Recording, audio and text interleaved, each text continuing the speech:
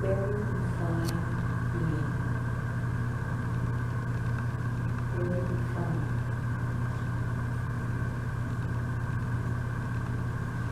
And very gentle.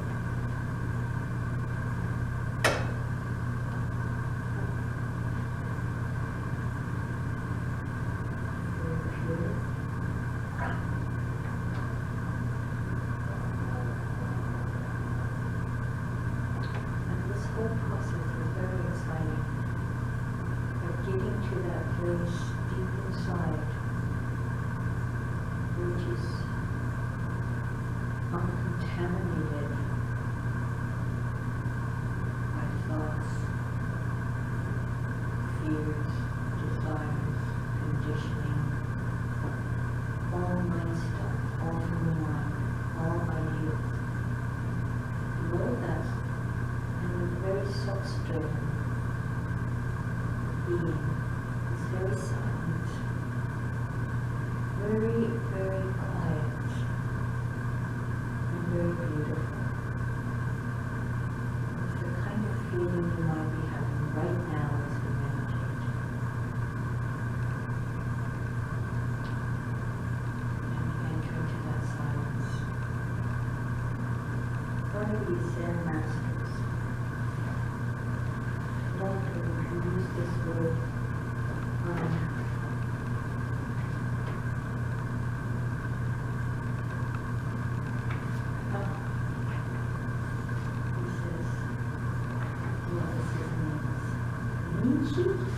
Nietzsche occurred, Anyway, I ran across this phrase the other day, and I put a marker here to mention it. It says, on reaching empty, frozen silence. On reaching empty, frozen silence. There is no duality between noise and quiet.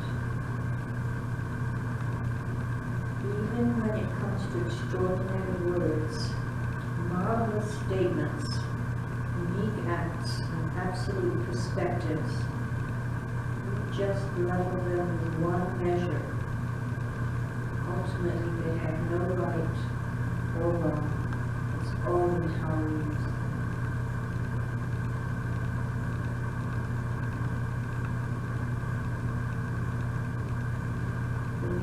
Continued grinding and polishing yourself like this for a long time, you will be free in the midst of birth and death, and look upon society's useless honor and ruinous profit as like dust in the wind, phantoms in dreams, flowers in the sky, passing unattached through the world. You will not then be a great sage who is left.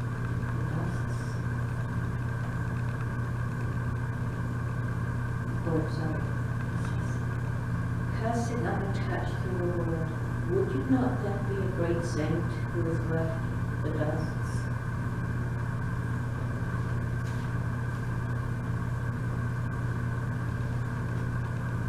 I think we're all drawn to the idea of purity, perfection, sainthood. But for now, it's enough just to get off the ground.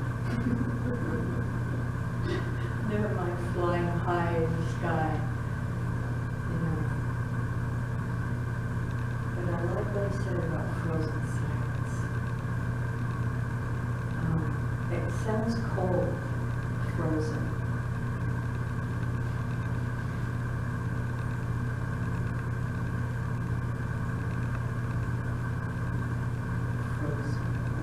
That sounds cold, but really, the essence of reality is quite warm. When you have nothing to defend, but you like the open sky, then just the nature expresses itself in a kind of warmth, and also in a kind of embrace, and intimacy, and love. So I can understand how you can say frozen silence. Because you do, in some sense, become detached. And kind of like you're cannot be affected. You cannot be moved in a sense.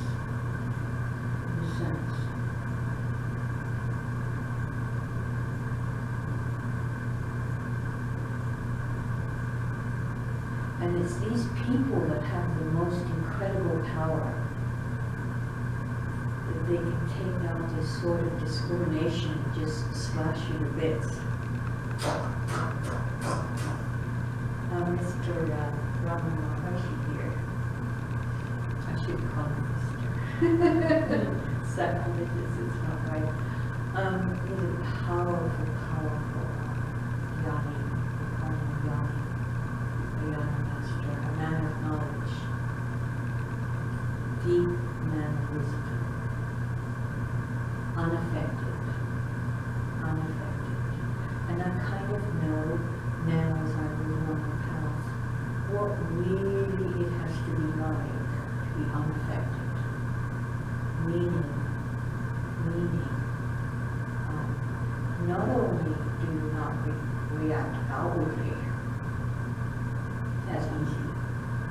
I'm sorry, it's not that easy. Not only do you not react, jump into it, but also you don't go inwardly jump either. And for example, you might go negative, nobody would know it. Only you yourself would know that you've gone negative. Inwardly, there must be nothing. So if I say to myself, oh, here we go again, that's something. That is something. And that's how we have to get to become, say, like Ramana Maharshi, to be really black, to be really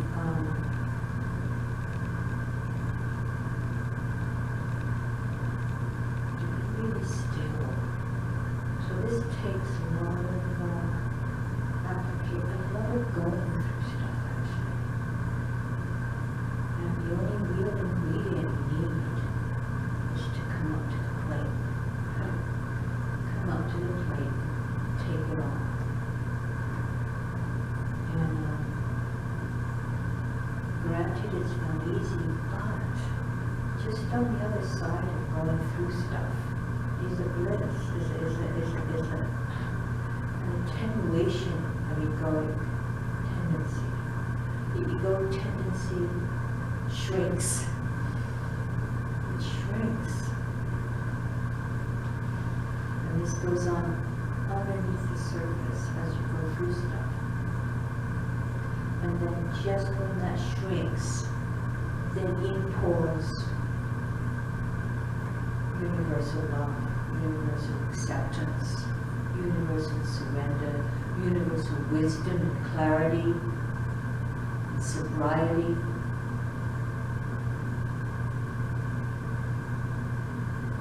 My good husband today, he left the garage door open. Today. And my little dogs were there, and suddenly I heard this. Both dogs had barked and rushed out of the garage and rushed across the street to go after this cat. And I rushed out and Pastor goes, they're gone. They're like, where'd they go? I couldn't see them anymore. And then I called them. And they came running back. And I just very calmly said, if a car had been coming by, I would have been in. That would have been it for my dogs in that moment. But they didn't come by. But in any case, I was calm. I really, and inside there was a black. at that moment in time. I didn't go berserk.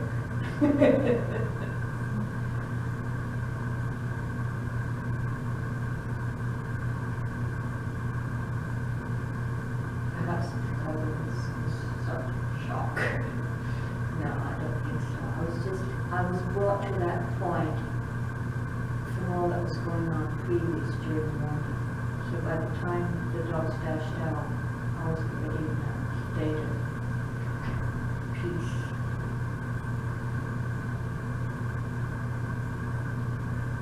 If you want enlightenment, it's the most exciting thing you can engage in. Most exciting. Most exciting. Something is going on. You're being guided. You're being taken up by the reality or by the guru. You're taken up and you're guided along. And it's things are happening. So things are happening. It's not dead. It's not dead. It's certainly, you're not just waiting to die. It's like you come alive for the rest of your life. To come up to snuff, as it were, with everything that is laid in front of you to go through.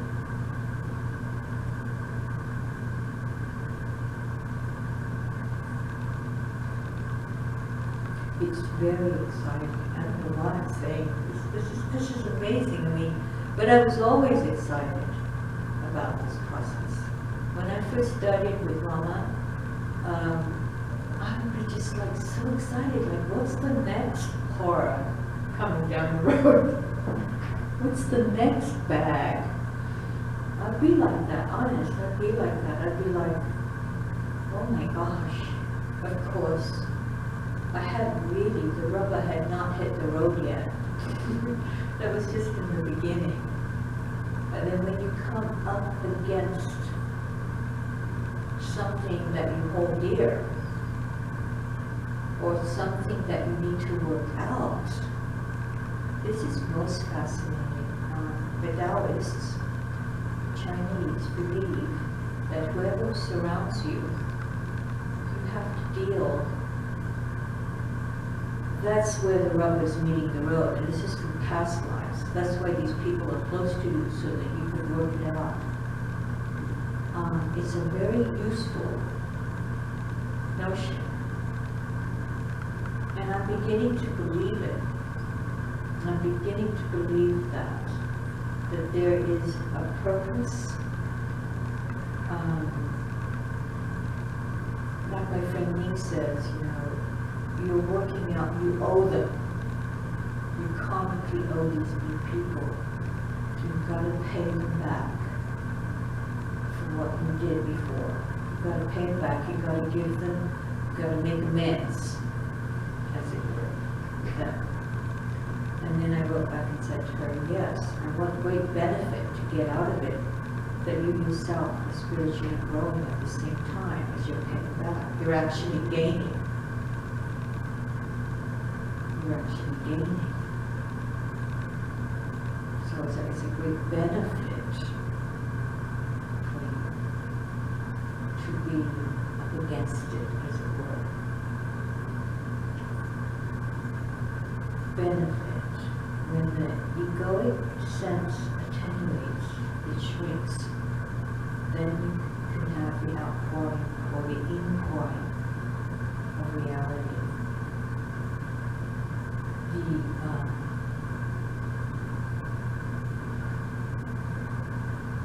The liberation, the liberating feeling, and it's a really wonderful feeling.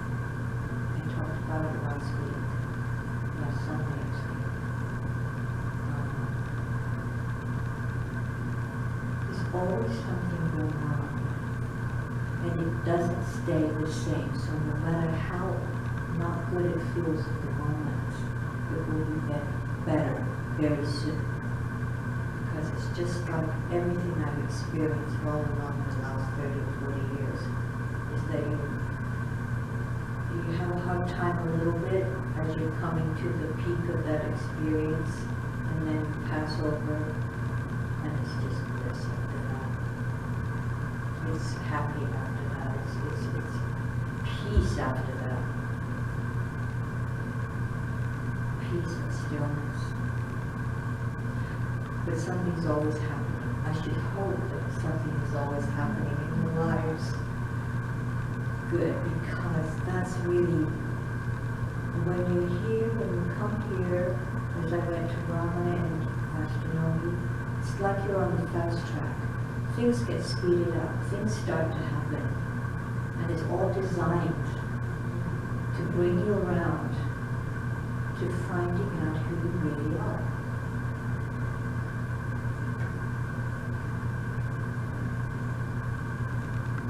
So it's a marvelous process, marvelous, wonderful. And the main thing is not to consider yourself too seriously, not to get too down because, oh gosh, I haven't done that in a while. I have not done that in years, which is where you come down on yourself. I haven't done something wrong. Oh, I'll never make it. That's not it. That's definitely not it. None of who you think you are belongs to you anyway. You do not identify with it.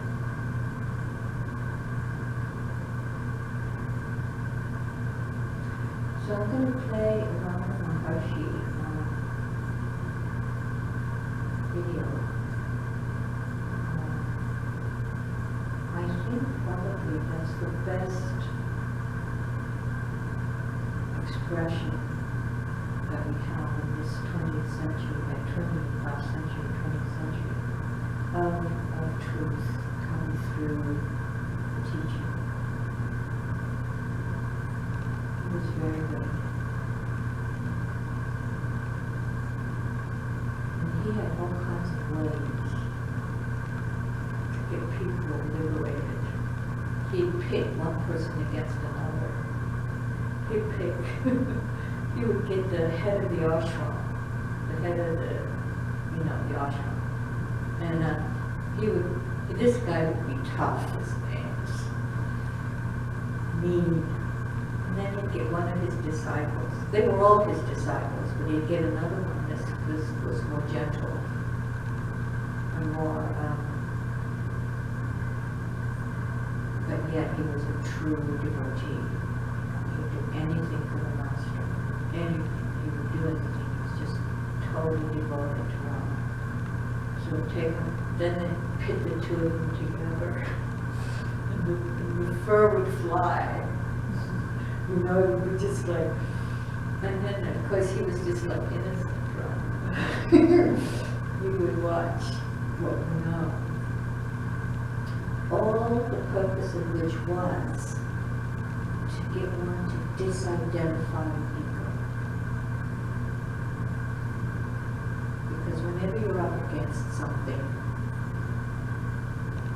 instead of, you might fight for a little while, then you just surrender. Especially on the path, especially if you're seeking enlightenment. It happens. And especially for women, the good news is, we women are much more like flowing willows. We bend with what's going on. We easily give in. And that's the idea. The men are more likely to go for discrimination, wisdom, and to follow this path of who am I, to ask the question. A lot of the men did that at Rama's ashram. They would be using their mind to discriminate. They were using their sharp clarity to discriminate between what was real and what was unreal. That's how they approached. The women, not so much. They would be just more like surrendering. That's their nature, a little bit. And then he would teach both devotion, surrender, and discrimination, and jnana yoga, coming with the intellect to find out what's what. And in the end, the intellect would go out, everything would go away, everybody became the same. The end result is the same for both paths. The end result is the same, which is pretty much to destroy the ego identification, the identification with a me.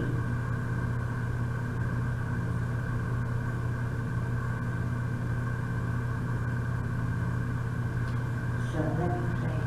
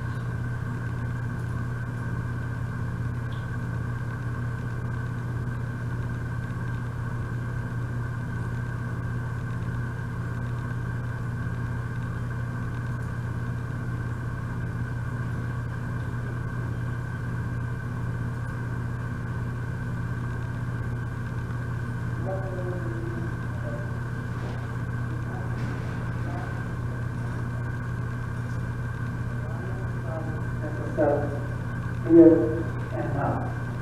These are the words he spoke. What is not permanent is not worth striving for. You are the self. You are already that.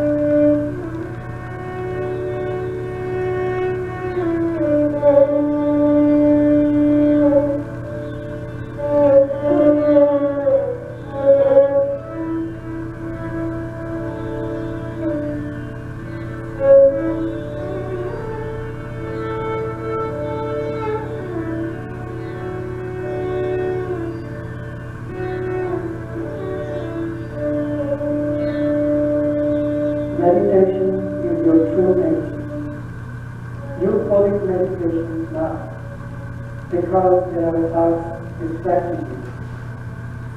When these thoughts are disturbed, you will remain alone in the state free from thoughts, and that is your real nature.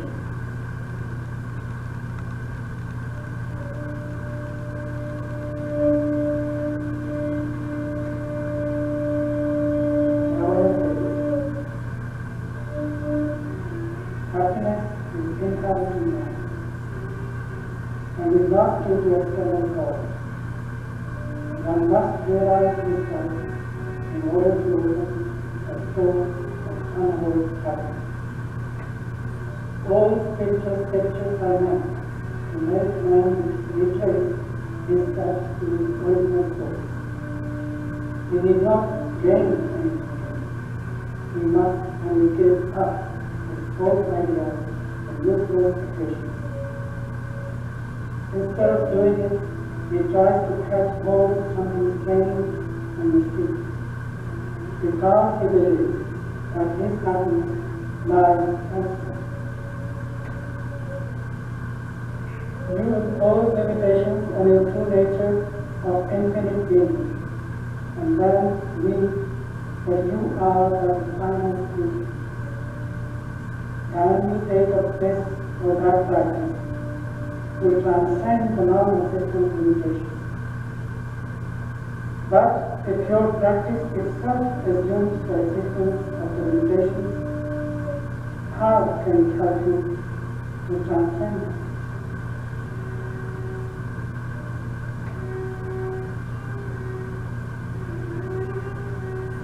Self-inquiry directly leads to self-realization by removing the obstacles which make you think that the self is not already realized. Self-inquiry is certainly not an empty formula. It is more than the repetition of a sacred syllable. If the inquiry, who am I, were a mere mental questioning, it would not be of much value. Self-inquiry consists not in orally repeating I, but in searching by means of a deeply introverted mind wherefrom the I springs. To think, I am not this, or I am that, may be of help in the inquiry, but cannot be the true inquiry.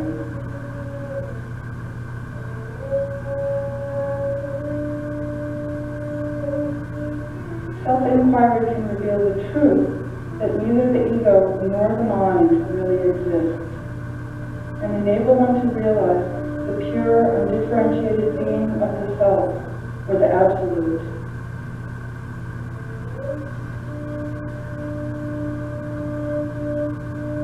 Solitude is in the mind.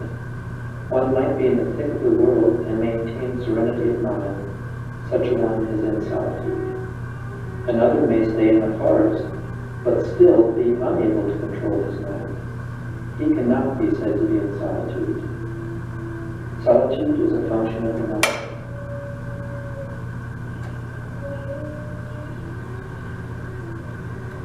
If one remains fixed in self, activities will still go on, and their success will not be effective. One should not have the idea that one is the doer. That force, by whatever name you call it, which brought the body into existence, will see to it that the activities which the body is meant to go through are brought about. The feeling I work is the hindrance. Inquire who works. Make no effort either to work or to renounce work. Your effort is the bondage.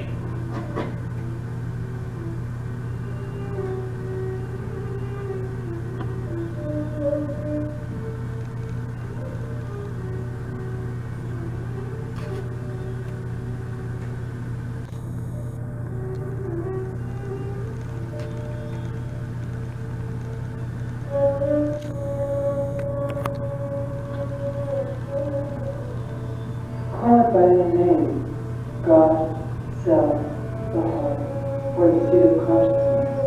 It is all the same. The point to be grasped is this, that heart means the very core of one's being, the center without which there is nothing whatever. Questioner, how is the mind to dive into the heart? Maharshi, the mind now sees itself diversified as the universe. If the diversity is not manifest, it remains in its own essence. That is the heart. Entering the heart means remaining without distraction. The heart is the only reality. The mind is only a transient phase. To remain as oneself is to enter the heart. Self-surrender is the same as self-knowledge, and either of them implies self-control. Surrender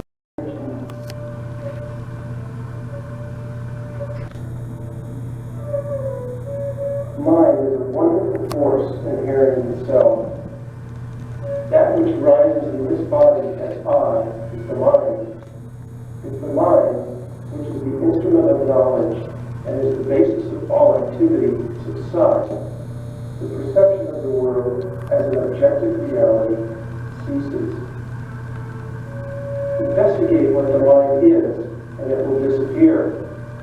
There is no such thing as mind apart from thought. There is no use removing doubts. If we clear one doubt, another arises, and there will be no end of doubts. All doubts will cease only when the doubter and his source have been found. Seek for the source of the doubter, and you will find that he is really non-existent.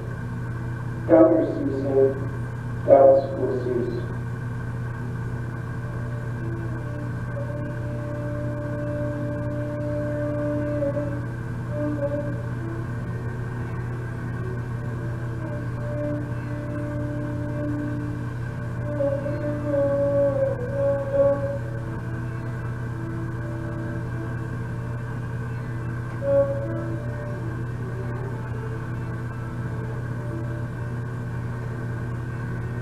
When the mind gets absorbed in the heart, the ego I, which is the center of the multitude of thoughts, vanishes, and pure consciousness or the self, which subsists during all the states of the mind, alone remains resplendent.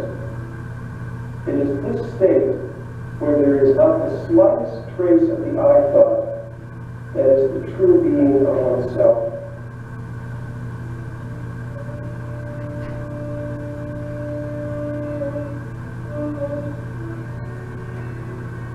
It is the undifferentiated light of pure consciousness into which the reflected light of the mind is completely absorbed.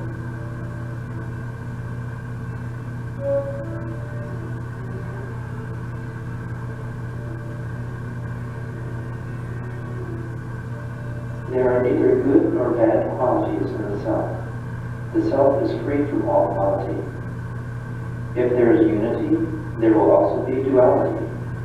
The numeral 1 gives rise to other numbers.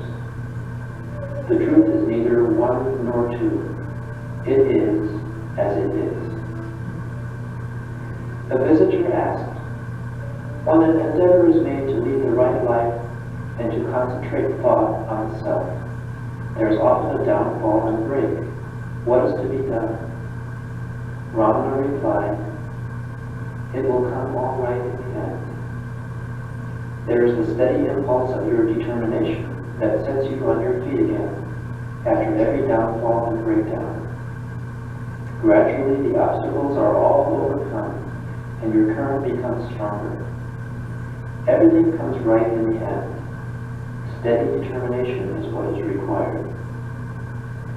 It is no doubt said in some books that one should go on cultivating one good quality after another, and thus prepare for liberation. But for those who follow the path of self-inquiry, their effort is itself quite enough for acquiring all good qualities. They need not do anything else.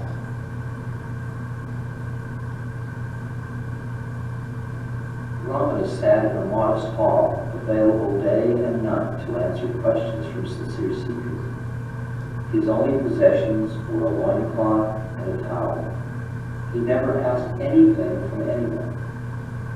Until the frailty of age set in, there were no set hours for approaching him. During the final year of his life, devotees were requested to let him rest at midday. In response to this request by ashram authorities, Ramana himself sat outside the hall until the rule was retracted.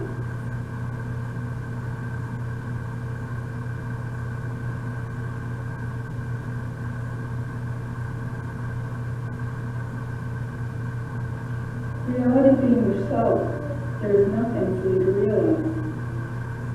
All that is required is that you should give up regarding the unreal as real. Effortless and choiceless awareness is our real state. If we can attain it or be in it, that is our right. But generally one cannot reach it without effort, the effort of deliberate meditation. All the age-long tendencies carry the mind outward and turn it to external objects.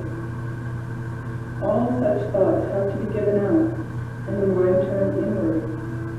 For that, effort is necessary for most people. Questioner, mind always wanders. I cannot control it.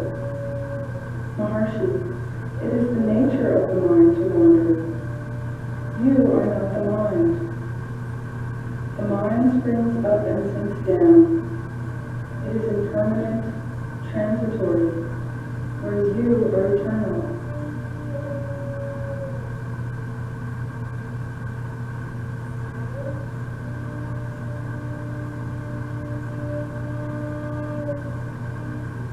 Knowing oneself is only being oneself. As there is no secondary.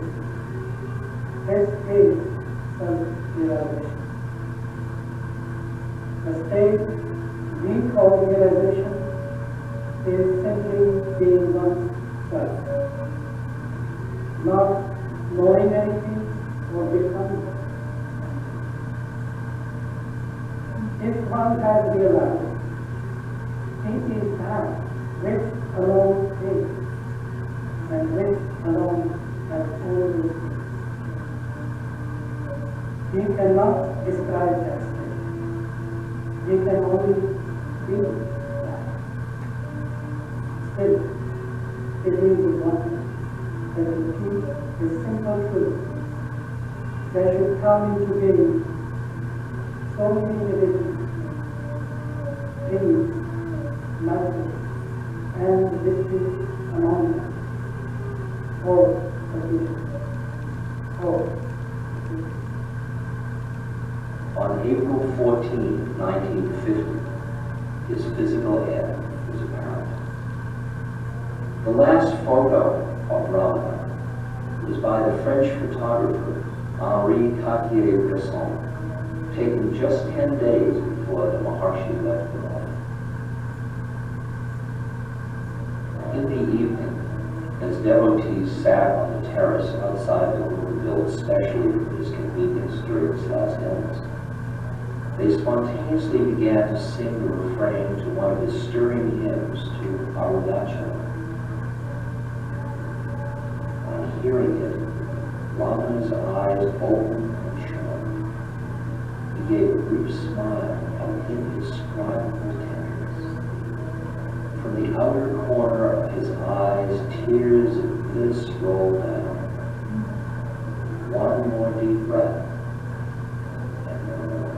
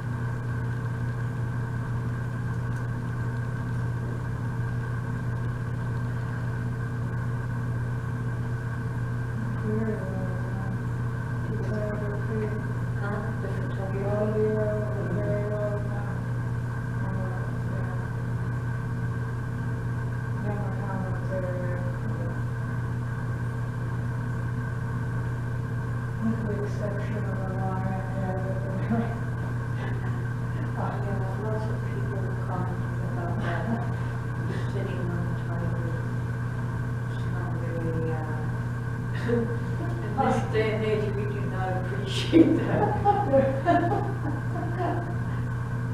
Always something there, drives this going.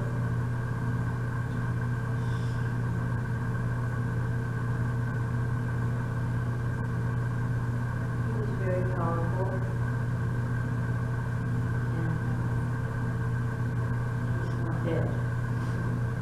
He can still reach you where he is. What was it he said in the evening? Where can I go? I'm here.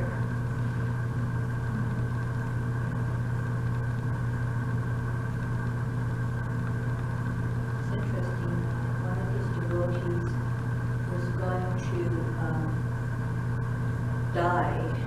After he died, he just stopped eating. And her sister joined her in solidarity. They were both going to pass away from not eating because Rama had gone. And women, you know. And so she was doing this when she had a dream one night. And in the dream, he came to her and said, "How come you're behaving this way? I'm here." And the image of him was inside the Arunachala hill. The hill, right? The hill where he was. He was inside the hill and he was surrounded by rishis or teachers or other beings. They were not in this realm. They were in the Sabu realm. But he was right there. And he pointed that out to her. "I'm here," he said. "I'm here." And then after she woke up from the dream, she never felt bad about it at all. And she could smell for a long time after that the fragrance from where he was. There was a fragrance associated with that place. And she could smell it even in this reality. And so after He spent so much time out as well as the sun, the naturals around. He was out. He was out so many times. His favorite thing to do would be to walk around the hill. His own patio, and he's always, they don't know this, the sun, all he's into, always absorb being out and having all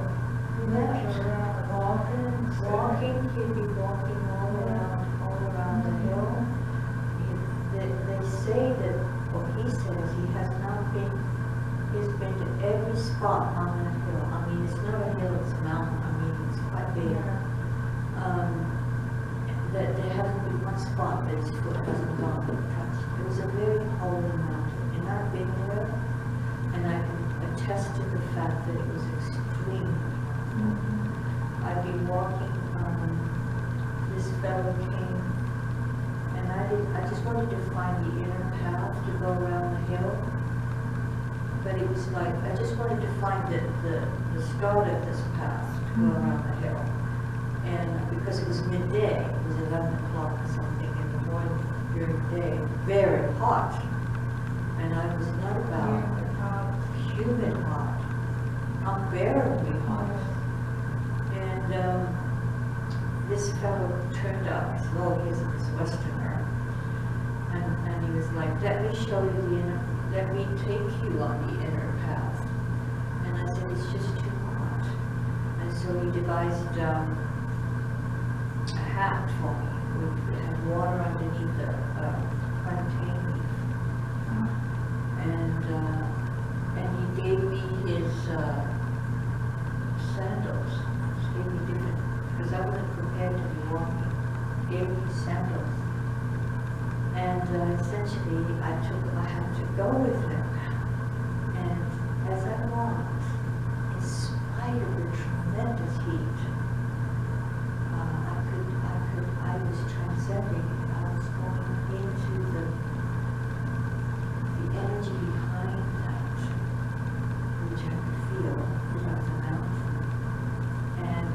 was carrying me along.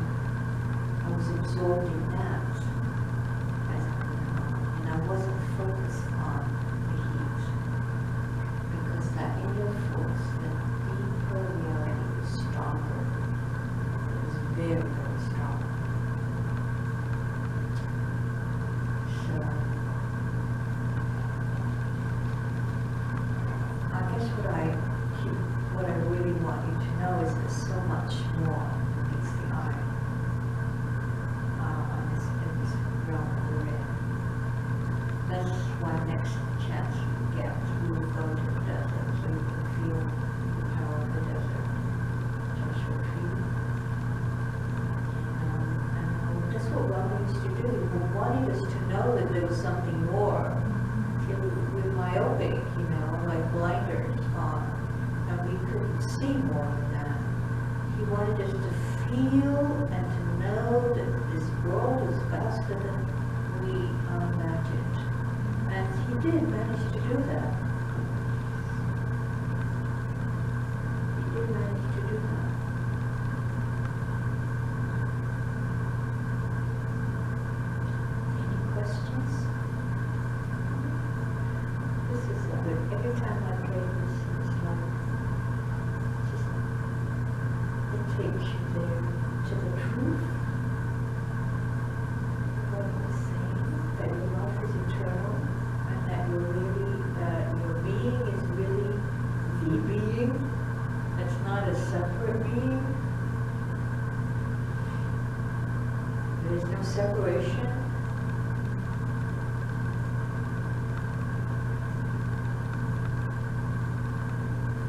And it's so wonderful when you go through stuff, you get the sense of the protectiveness behind it, the guidance behind it, and the love behind it. So that after you've gone through something, it's right there, very full.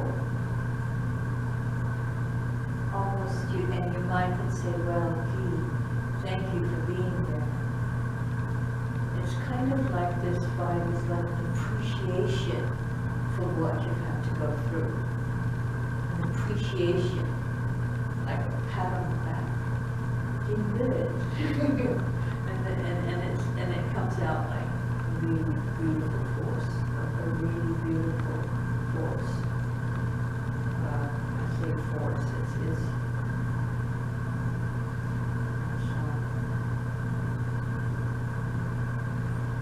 effulgence that you can feel when you're meditating. An effulgent energy, fine.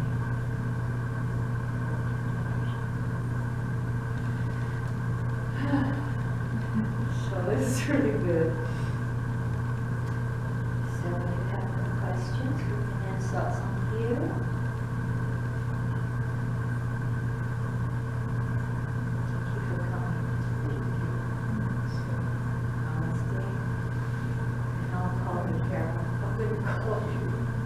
I think you enjoy it when you come. Oh, I do. It's just, I suppose I'm living this life of just